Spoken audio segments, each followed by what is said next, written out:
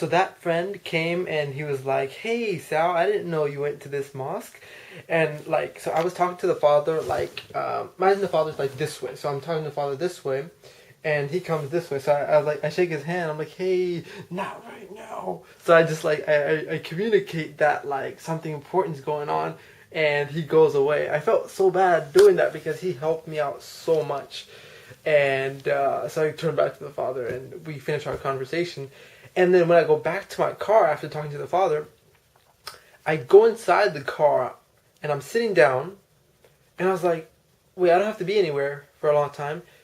Let me go catch up with my friend again that I ignored at that time. So I got excited. I was like, then I got out of the car. I closed the door. As soon as I closed the door, I realized that my keys were in the passenger seat, and I had locked the doors. I was like, crap.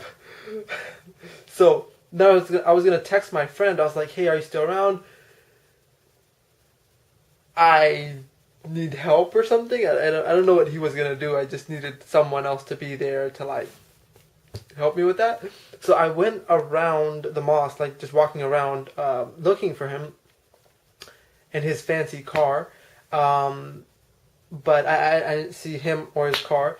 Then I found a stick, like a branch. So I took that back to my car, and my window was kind of ajar. So I used that portal to like hook the key strap thing, like that thing right there.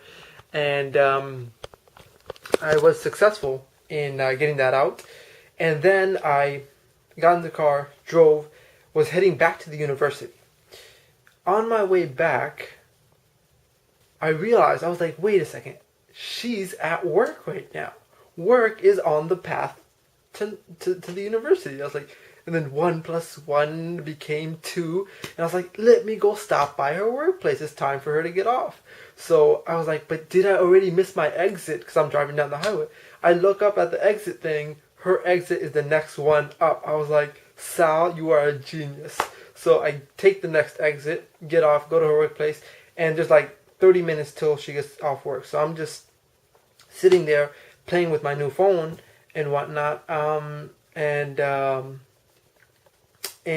as I'm playing, like when it got slow, she came. She's like, "I thought I told you not to come here anymore," but in like a playful way. Like the first time I went there, after she told me never to contact her, it was like seriously like, "What are you doing here? I told you not to ever find me again." But this time it was like, "I thought I told you not to find me." You know, it's kind of like that. And I was like, "Yeah, look at my new phone." And she's like, "High five, you got a new phone," because the old one, not so smartphone.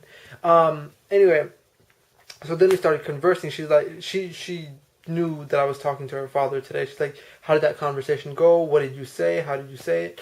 And stuff like that. And she took my phone because she wanted to see the pictures that was in it. And I realized that there were pictures of the ring on, like in the gallery. And I was like, no, don't go through my pictures. She's like, why not? I was like, there's very inappropriate stuff in there. And so like we were like kind of like running around or like horse playing in this like in the middle of the store, just like me trying to get my phone back so she doesn't look at the ring. And then she finally gave that up. And then like later on, like and then she went to the back to like finish up her stuff and whatever. And as soon as I got back and I sat down, I like found those ring pictures and I deleted them immediately. And later on, then like she was done with work. We were sitting at one of the places inside the store, and we were just talking. And she's like, "Oh, let's go." She said, "Let's go." Like she would, I thought I was gonna ask her like, "Hey, do you want a ride back to your place?" Because she was gonna take the bus. But she said, "Let's go." So I was like, okay, just don't say anything, just go. And we went back to my car. But there was another incident that happened actually. When I went inside the store and I sat down on a place with my phone, I was like, where's my car keys? And for the second time that day, I had locked my car keys inside the car, and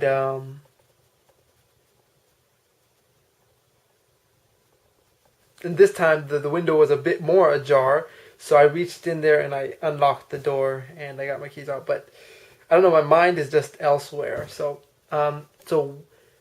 we're approaching my car, me and her, and she's like, "Can I sit in the back?" Because she doesn't want to get too comfortable with me because of all that's going on.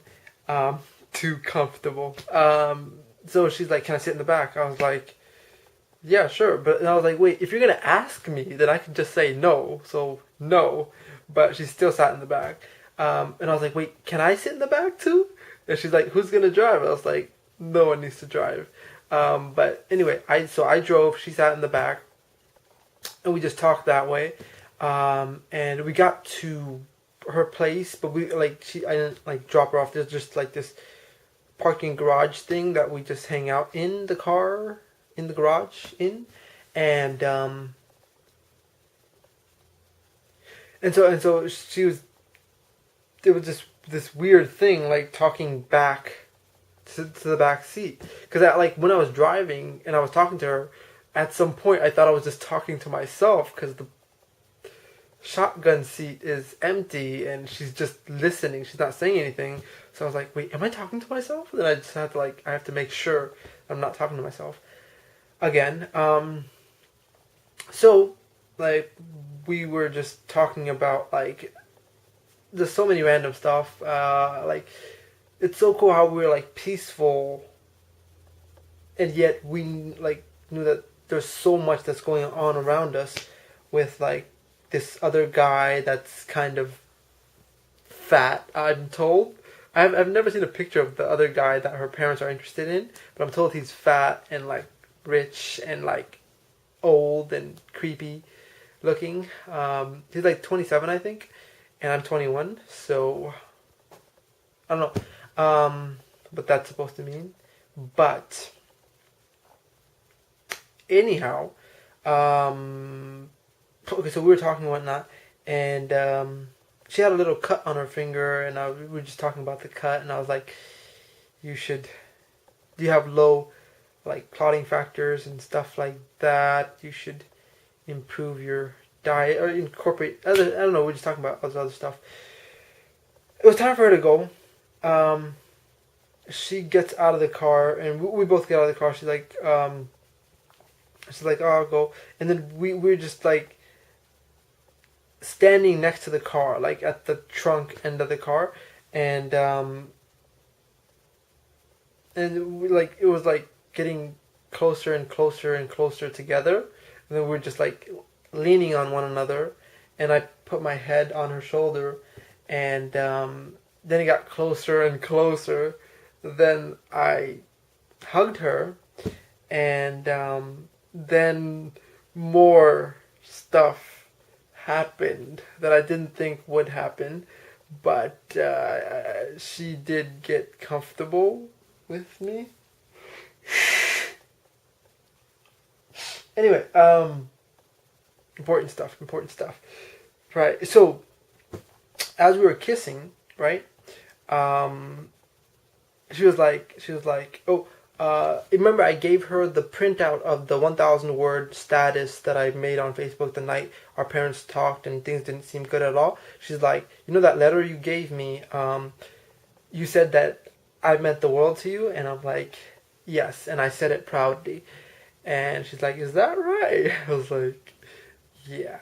But it was funny because when she was leaving, I literally kicked her in her, kicked her butt, and I was like, "I kicked your ass," and she's like, "I'll kick your ass tonight." I don't know why we do that stuff. And then while I was driving, getting out, and she was walking to her place, I was at the driver's seat, and she was you could see her out the window of the shotgun seat, and I stopped the car, and I was like, "Hey, how much?" And she's like, "Fuck you," because but anyway, that was we just have fun like that. So that was that day, and it was pretty cool. there's this serious storm going on, and today that meeting is going on with the other family, and I am so anxious and scared of how that goes. I'm scared.